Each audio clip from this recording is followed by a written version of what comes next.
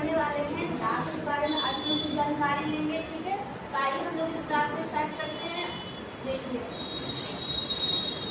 पहला हम लोग समझेंगे दांत के बारे में, ठीक है।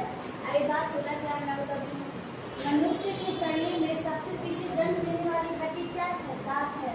मतलब मनुष्य मतलब एक बात है, जब बच्चा जन्म लेता है, जब बच्चा क्या बोलते हैं, फर्स्ट मंथ का ये होता है, सेकंड मंथ का होता है, तो उसका मतलब सबसे पहला जो क्या बोलते हैं, उसका जो अंग होता है वो क्या बनता है?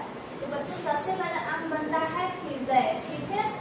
अगर एग्जाम पूछे बच्चों का सबसे पहले क्या बनता है? अंग हृदय बनता है। बस उसी प्रकार मनुष्य के शरीर में सबसे पीछे जन्म लेने वाली जो होती है हड्डी, वो क्या होती है? दांत होती है, ठीक है। सेकंड देखते हैं कि जो कैल्शियम और फास्फोरस से बने होते हैं, मतलब जो हमारे दांत होते हैं वो किससे बने होते हैं? कैल्शियम और फास्फोरस से बने होते हैं, ठीक है। आगे देखिए, इसमें विशेष प्रकार की चमक इनामिल के कारण होती है। मतलब जो हमारे दांतों में जो विशेष प्रकार की जो चमक होती है, मतलब जो व्हाइट दिखाई देते हैं ना, वो किसके कारण होती है? तो इनामिल के कारण होती है। अगर आपसे एग्जाम में पूछे कि दांतों की जो चमक होती है वो किसके कारण होती है, तो आप लोग बोलिएगा इनामिल के कारण होती है, ठीक है। आगे देखिए, मनुष्य में दांत जीवन में 2 बार आता है। मतलब मनुष्य का जो दांत होता है वो जीवन में कितने बार आएगा? तो 2 बार आएगा, ठीक है।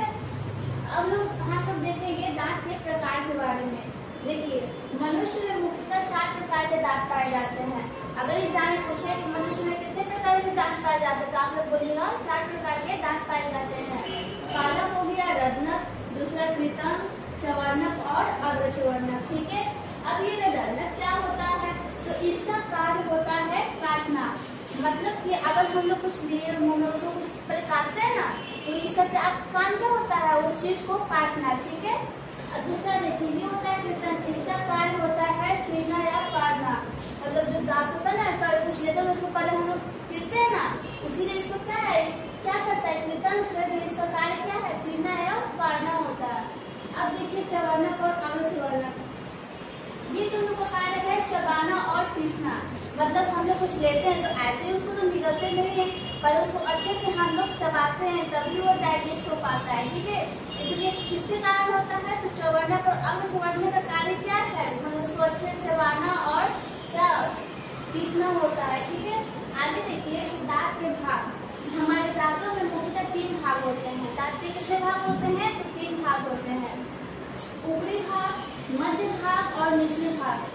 देखिए, अगर पूछे दांत के कितने भाग है, तो 3 भाग, ऊपरी भाग, मध्य भाग और निचले भाग। ऊपरी भाग देखिए, इसे शिखर कहते हैं। अगर एग्जाम में पूछेगा कि जो दांत का ऊपरी भाग होता है उसे क्या कहते हैं, उसे शिखर कहते हैं।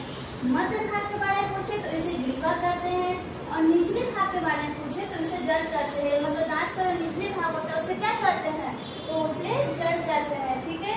आइए हम लोग इस साइड समझते हैं कि दांत का वह भाग जो मसूड़े में धंसा होता है जड़ कहते हैं। मतलब दांत का जो क्या होता है, जो मसूड़े में धंसा होता है ना, उसी को हम लोग जड़ कहते हैं, ठीक है। आगे देखिए, दांत का वह भाग जो मसूड़े के ऊपर निकला होता है शिरा या शिखर कहलाता है।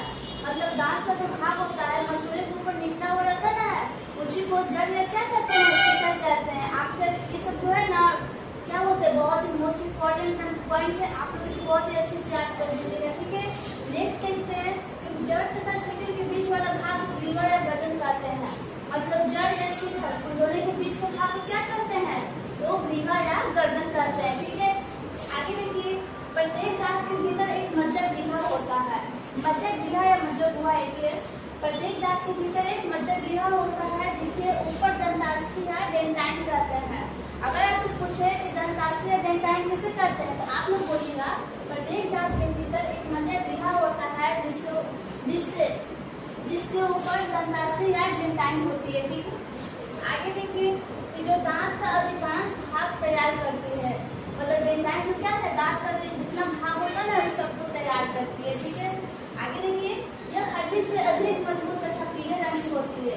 मतलब हमारे जो बोन्स होते हैं, हड्डी होते हैं, वो क्या होती है? उससे मजबूत तथा पीले रंग की होती है, ठीक है। देखिए, एक वयस्क व्यक्ति के मुंह में 32 दांत होते हैं। इस एग्जाम में अगर आपको पूछेगा कि एक वयस्क मनुष्य में कितने दांत होते हैं, तो आप लोग बोलेगा कि 32 दांत होते हैं, ठीक है। अगला देखते हैं कि अस्थायी दांतों की संख्या 20 होती है।